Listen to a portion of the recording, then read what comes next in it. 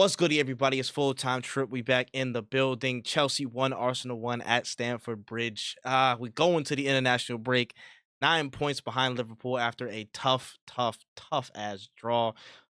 Listen, we got the full panel in the building, man. We got Mac in the building. We got Malcz in the building. You know what I'm saying? We got Timo in the building. What's good, y'all? How y'all doing? I'm not too bad, brother. How we doing? Yeah, we all right, man. We living, bro. It's just another game down, man. Another tough game down. What can we say at this point, bro? Listen, I hear it. the only thing I'm clinging on to is one, the fact that it's international break and I don't have to see any more football for 2 weeks, so I can just like turn my brain off. And two, the fact that global warming has to be real, because I ain't see no cold pollen today. There was no cold today. It's November. I ain't see no cold. I'm bundled up, but it's no cold. You know what I'm saying? Like, where's all that today? You know what I'm saying? I just missed it. I must have missed the cold front, bro. I don't know. So it's those things that I keep me sane right now. But everything else has just been it's not dejecting, because the performance wasn't bad, but it just missed it. The small margins get us again, and we drop points. I think that's what the last 6 games we dropped points out of 9, and it's just not good enough to be at the top of the table and in contention right now for the league. But it's far from over, but still it's tough to deal with, man.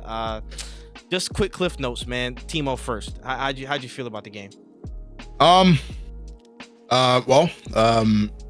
want to start by looking at the positives. We looked a lot better today. I think there's obviously like that ladder of progression we were speaking about after even at the Inter game. Like, although we lost, there was definitely a difference in performance. And to say that was without Odegaard initially, because he only played the last 5 or 6 minutes. To kind of see where they were at with the performances, even up to half time. Like, we looked a completely different team, and it's so good to have him back. And the sort of life he was able to bring to the players like Martinelli, Marino as well, and obviously Partey doing his job. Honestly, I just look at it and think we're at a point where we've had a few injuries, everyone's trying to get back to speed, and like the Arsenal we know would normally win this game.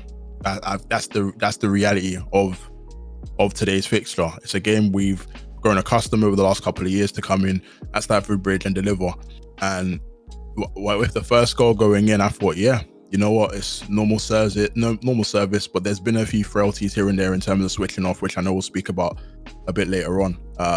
But yeah, that old ghost is there to come and kind of haunt us in a sense. But yeah, that's kind of how I look at it.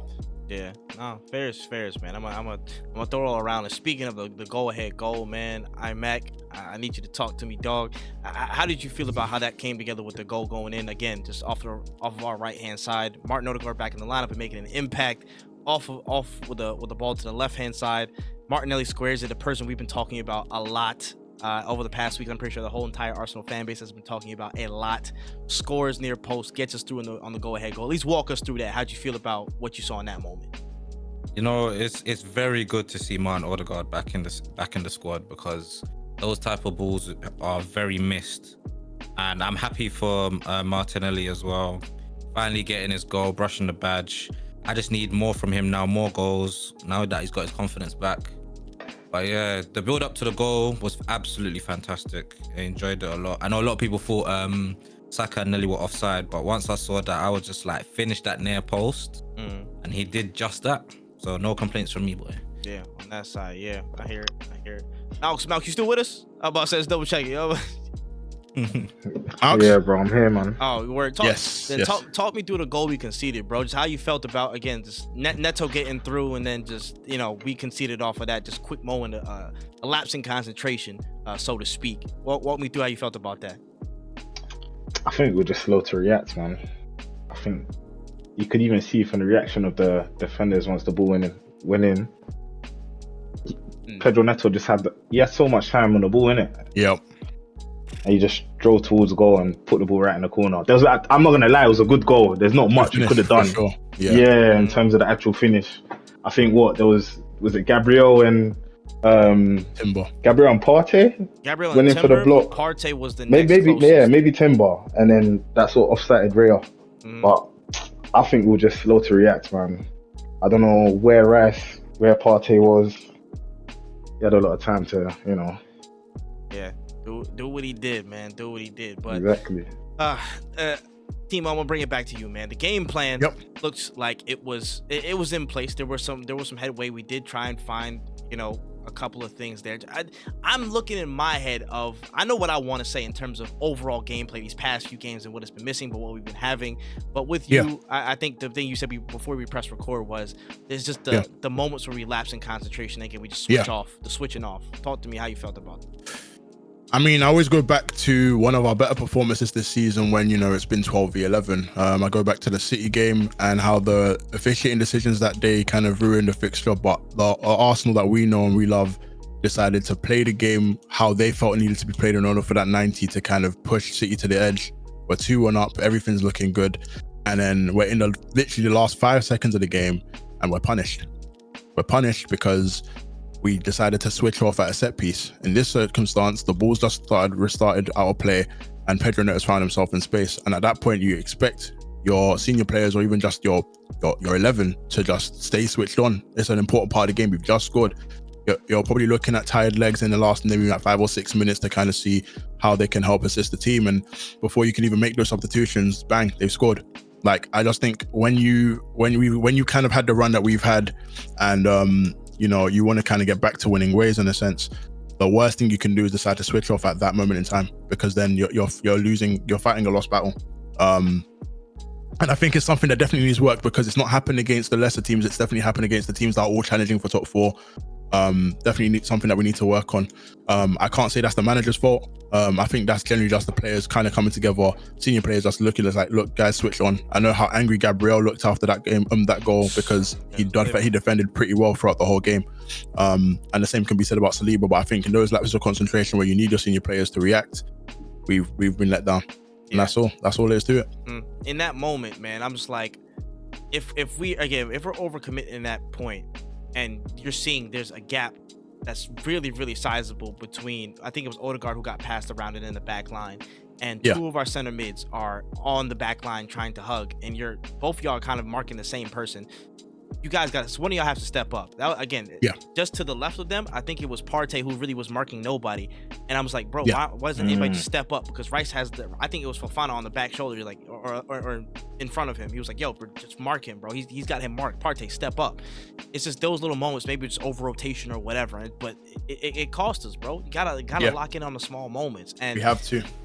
I get that point. I absolutely do. Real quick, I will tip my cap to a couple of Chelsea players. I'm not gonna get everybody because I hate y'all, most of y'all motherfuckers. So you know what I'm saying, I'll be real honest, man. I'm sorry, I gotta do it, but I will give respect to Caicedo. Man's come leaps and bounds under some proper structure. He was very, very good breaking up play, just being a physical presence, being a nuisance where he can. He's coming to his own. This is more of the Brighton, you know what I'm saying, the Brighton level Caicedo that we saw that had that level of talent. So Ferris, he put a good performance today. What's it called? Cucurella, with the help of like 30 other people, he definitely had a good performance today. You know what I'm saying? I don't want to hear nothing about, oh man, Cucurella locked down Saka and stuff like that. Yeah, with like 3 assist characters, bro. He pressed LB, RB, and another button, bro. But despite that, he still played a decent game. He's improved as well, generally, since honestly from Euro's time, he's become a better player. So you know what, fair play to him. You know what I'm saying, his assist characters and all that stuff like that. Outside of that, everybody else was okay. No, Fofana, I'll give Fofana some flowers too. I think Fofana did well too. Found himself in some really like good advanced positions. I'll give him that. But that's the most y'all getting from me. Hope y'all lose every other game y'all play. Peace. So on to us. I want to say overall, our general play, it just felt. Is it just me? It just feels like there's a lack of endeavor, the bite. Again, we talked about this before recording. I just feel like certain situations where we can exploit space or be a little bit more, again, aggressive in certain areas, it just doesn't happen. And I feel like we're left to rely on the same structures that are pretty predictable, that people have seen us do, the same kind of automated mechanisms that we do to like progress the ball up the pitch and do whatever. I get there's maybe more control or familiarity in there, and I get there's a lot of different people switching places, but in some situations that may call for some organic endeavor, like again, Trossard didn't have the best of games inside the box, but carrying into the box, I thought he had a good performance, because we barely saw anybody turn into space and drive there. Trossard and Merino were the two that were the most consistent to drive into the space and off of the turn. And that created some chaos. That created people that created bodies like wanting to commit to them on the dribble. And that created a lot more openings and stuff on the left side and on the wings where we could make, some things happen. We could make a little bit more runs happen. In the first half, I barely saw that. Maybe Odegaard once, did that. Rice, I wanted to see do that a whole lot more, even when he had positions inside the middle. Like, he wasn't pinned to the touchline for a lot of this game. And I wanted to see him make those runs, though, just didn't happen. I just wanted to see more endeavor when it comes to the attacking third, and I didn't see enough of that. And over the past few games, honestly, and it's like, I get we have the structure to defend, be solid, build up, try and hold control, but even in certain moments we weren't able to hold control and cut through central areas. Like Partey, I'll give a positive for that. Like, he tried to get through central areas, and there was a couple passes that did cut through Chelsea's block, and we were able to try and get out from there, but there wasn't enough. The whole theme of it is just, it's not enough of fight, of endeavor, of trying to make something happen, ingenuity, you know what I mean? And I hope that gets addressed in this international break. Again, Calafiori coming back, I think, helps a lot. I thought Timber was very good at doing that as well. I forgot to mention Timber. I thought he was very good. He made a run where he cut through the whole Chelsea team, bro, looking like Metal Gear Solid Revengeance, just chopped through people, just run. He was gone, committing bodies, people were falling over. More stuff like that, because this team has the talent to do it. We have the talent to do it. It's just taking the risk. You gotta be more. You gotta lean more towards risk. You can't be so risk averse in these situations. I feel like that's why, like, when you looked at how Martinelli took the ball to the byline a couple of times today, it was very different to how we had, like, during the season, where we've been a bit frustrated with how he's kind of run into his own cul-de-sac. He was even shocked. He said, "Oh shit, I'm through. What the fuck?" Exactly. And the two times he found space, resulting in one being a goal and one being a shot on goal. So I feel like that's where the confidence lacks. Like, I think that's why you also have to look at when Calafiori is playing. Like, there is generally no fear from our defense, and that needs to stem on the side that the attacking players are on out wide, because then that gives them confidence. Like, if he can do it, I'm sure as hell gonna do it, But yeah, I think definitely it's a thing where, like we said, how we discussed more briefly, that need for a change in dynamic when we are in positions that we found ourselves in today, can definitely usher more wins on the road. But yeah, there's got to be more ingenuity, man. There's got to be more. But that's really that. I will say, all right, cool. Give me one standout player from today's performance that y'all would say, you know what, he did his thing despite the draw and where we're at. Timo, I'll start with you. Give me one player. I think it's I don't think anybody could look at it and think Odegaard ain't the number one, because the way, like, I think someone's gonna have to find a freeze frame of where this guy actually played the pass for the assist from. There were four players. He was tightly marked. He was touched. And he still said, "You lot don't know. I've been out of the game since the 31st of August. You think this phases me? Have you not been entertained?" Yo, Martin Odin's son, bro, just straight off the wand. He cooked today. I can't lie. He cooked today still. But yeah, I'd say he's definitely an honorable mention. That standout player for us today, because we've missed him. Seeing him being able to kind of firm a full 90 as well, right after an injury. He looked exactly what we need right now. He looked dead on his feet at the end, but still pushed a lot. Fair. Yeah. Malcz, who was your standout player? Yeah, again, I have to echo that. Odegaard, man. Yeah, it's just the creativity. Like, I think that's what we've been missing the past couple of games since he's been out. I fully agree. Because I feel like everything, bro, the press, the structure, everything felt more pronounced, more confident. You know what I mean? Yeah, exactly. He's a big part of that. I agree. Mac, give me your standout player, gang. And I have to echo that again. But one thing I can say for shout out to Merino, he had a very good cameo coming on. I agree. One of the best performances I've seen in the Arsenal shirt. The way he's close control and getting forward, that's what I think we've lacked in the last few games. But him going forward, he's not shy and he brings people into the game. So yeah, shout out Merino. Word. I hear it. For me, I will say honorable mentions will be Merino. I do agree about that. I will say David Raya. I think his crossing claims and stuff where his distribution I think was pretty solid despite again all the fuckery that was trying to happen in front of the box. Colville trying to just take a last pass, trying to distribute the ball. Like, what's going on with you, dog? But I thought his cross claims were very, very pronounced today in a day where again we were conceding a lot of corners, we were conceding a lot of different set pieces. And again, a lot of that was down to the ref being a dickhead, but that's a whole nother thing. It was in a tough day where we needed some control and some tempo setting, some level setting to ease things down. When it got hot, he was helping as much as he could. So again, I think another good performance from him despite the conceded goal. Yeah, I gotta echo y'all too. It's Odegaard, bro. It's Odegaard. In a day where there's so much space around that right hand side, and Saka is doing the best he can, and even still trying to get balls through. I think the ball that Marino just missed to go ahead for the go-ahead goal, that's a big credit to it. When you have those moments where there's so much space cracked out, there's only one of two people in this team that can pull something out the bag to get us out of jail, basically. That's Odegaard and that's Saka. That's really it, where the difference, we don't have as many of those players that can do it as consistently as a Liverpool or a City at this point. But those two, Martin Odegaard and Saka, are very, very important to how we play and how we get through situations with quality. So Odegaard is definitely my standout. Last question I'll leave y'all with. Yes or no question. Is the league done? No. Mac. No. You know what? Yeah, Mac. You guys answer. No. I don't feel like the league's done, but in my opinion, I feel like we need to bring in someone in January just to shake things up a bit, just to provide a different dynamic. I know the striker position is not the main issue, but for me, in certain games, if we switch up the dynamic, maybe go a bit more direct or something, where we have a different profile, I feel like I can add to our success.